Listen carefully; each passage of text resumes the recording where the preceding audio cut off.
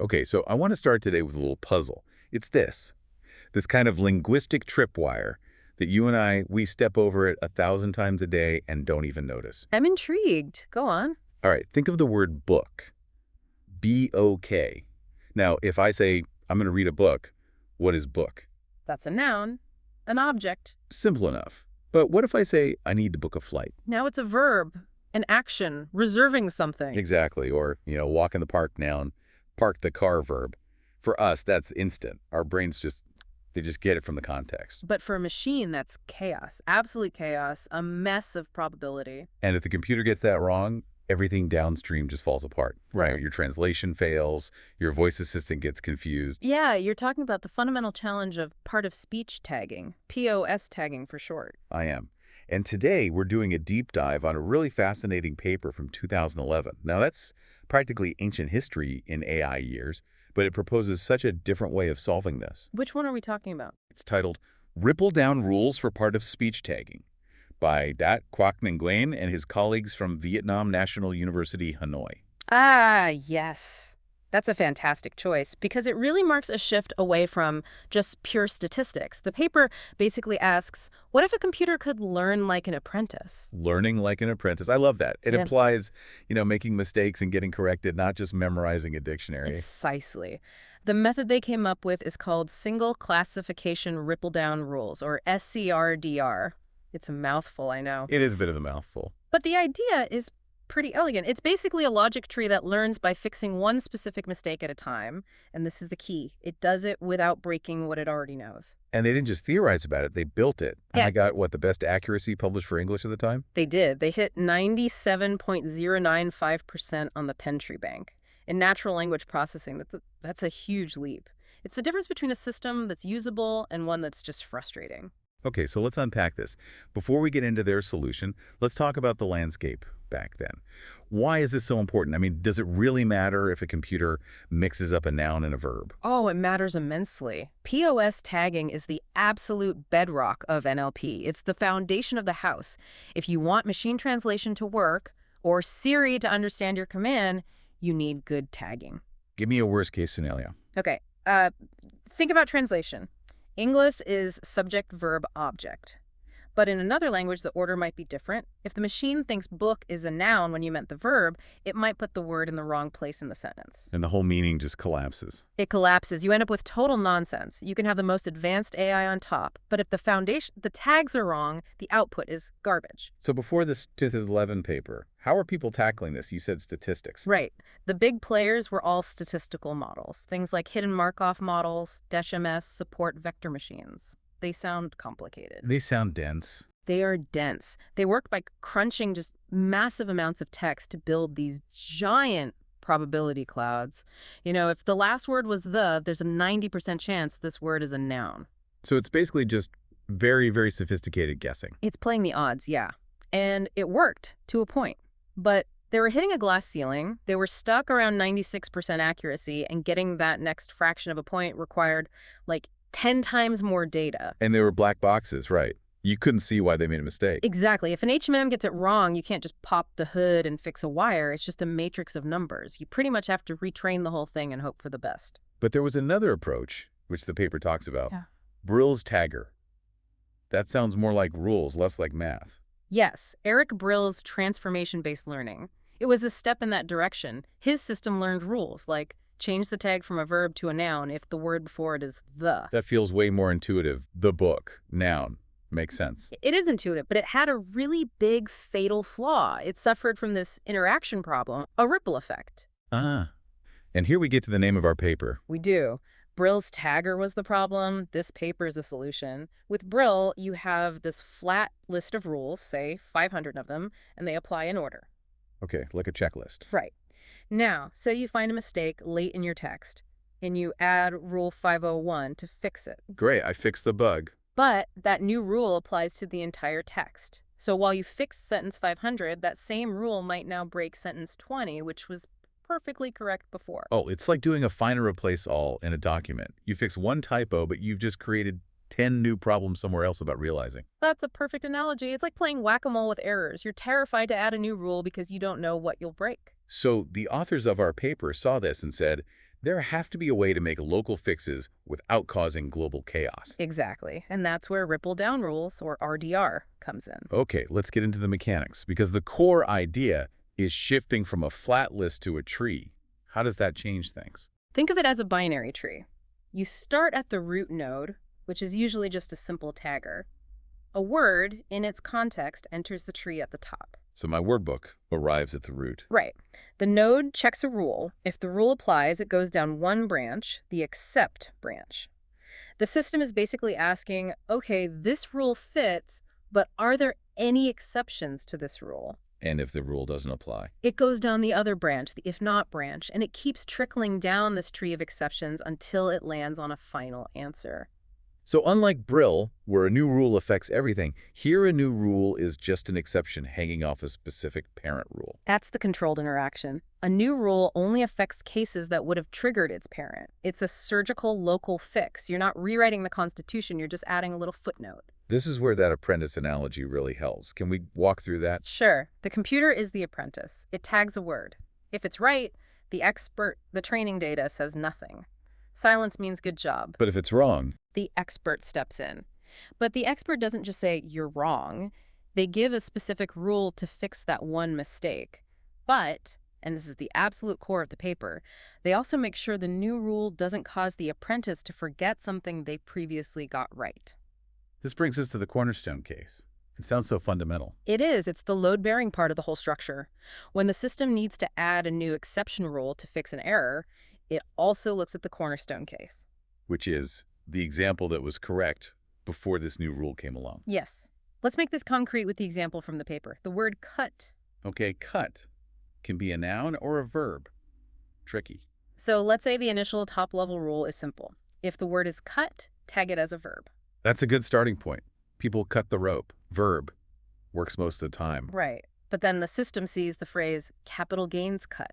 Ah, yeah, that's a noun, a tax cut. Exactly. So the apprentice-R system tags it as a verb. Wrong. It failed. So it needs to learn. It needs an exception. A simple exception might be if the previous tag was a noun, change cut to a noun. Seems logical. Capital gains is a noun, so that fixes it. Problem solved. But hang on. What happens if we apply that rule blindly to the phrase people cut off? Oh, let me think. People is a noun. So the rule triggers. It would change cut to a noun, but in people cut off the power, cut is definitely a verb. You just broke a correct sentence. That's the Brill era all over again. So how does the cornerstone case prevent that? The system has people cut off saved as a cornerstone case. It's a memory of a past success. It basically tells the learning algorithm, hey, whatever new rule you create to fix capital gains cut, it must not change the correct answer for this cornerstone. It's a consistency check. It forces the new rule to be smarter. It forces it to be more specific. So the rule can't just be if previous is a noun. It has to be something like if previous is a noun and the next word is an off, then change to noun. Wow. Okay, so it builds nuance by protecting what it already knows. It distinguishes the error case from the successful cornerstone case. Precisely. And that's why they call it failure-driven. It only adds complexity where it's actually needed, where the language proves to be tricky. It's incredibly efficient. Let's talk about that efficiency, the performance. How did this system actually do when they tested it? So they tested it on English, using the Pentry Bank, and on Vietnamese. For English, they did something really smart. They didn't start from scratch. They didn't reinvent the wheel. No. They used Brill's tagger as the root of their tree. They let Brill do the first broad strokes pass, and then use their RDR tree to clean up all the mistakes Brill made. The hybrid approach. That makes sense. And they got that 97.095% accuracy. At the time, that was the best score published. It beat the big statistical models. That's already impressive. But what about the speed? This is the part that's just wild. They reported that training their RDR system was up to 33 times faster than training Brill's tagger. 33 times. That's not just an improvement, that's a whole different category of performance. It really is. The statistical models have to reprocess the entire data set to adjust their probabilities. Yeah. RDR just looks at the errors, it's laser focused. They said training on the whole English corpus took less than 15 minutes. Wow. And what about the Vietnamese results? Why was that an important test case? Well, besides the researchers being from there, Vietnamese is what's called an under-resourced language in NLP. Meaning there isn't a Google-sized ocean of data to train on. Exactly. English has petabytes of data. Vietnamese has far, far less. And statistical models really struggle with that. They need huge volumes to find reliable patterns. But rules are based on logic, not just frequency. Correct. So a rules-based system can often perform better in a low data situation. And that's what happened. How did it do? It did great. They hit 94.61% accuracy, which beat the previous state-of-the-art for Vietnamese tagging. It showed the method wasn't just some quirk of English grammar, it was adaptable. And they positioned it as more of a booster shot for other systems, not just a replacement. Yeah, and that's one of the most powerful takeaways. They showed you could take another really strong tagger, a statistical one, and just bolt an RDR tree onto the end of it to clean up its mistakes. Like a high-powered spell checker for the tagger itself. That's a great way to put it. The RDR tree is perfect for catching all the weird edge cases and exceptions that the statistical models miss. You let the stats handle the 95% and let the rules hunt down that last tricky 2%. There's another huge benefit here we should touch on: transparency. The human-in-the-loop angle. Yes, this is more relevant today than ever. If a big statistical model messes up, you can't ask it why. The answer is just, the math said so. Which is not a helpful answer if you're dealing with, say, legal documents or medical records.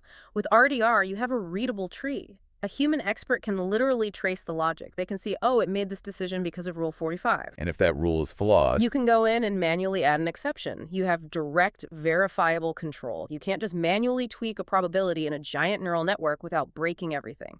This builds trust in the system. So to recap, what we have here is a system that learns from its mistakes, protects its past successes using cornerstones, trains 30 times faster, and creates a logic map that a human can actually read and edit. That's a pretty perfect summary. It really makes me wonder why we lean so hard into the black box models. Well, stats are very powerful for finding general patterns. They're great at the 80%. But language, real human language, is defined by its exceptions. That's what makes it so rich and so difficult. And RDR is built to handle exactly that. It reminds me of that old spelling rule.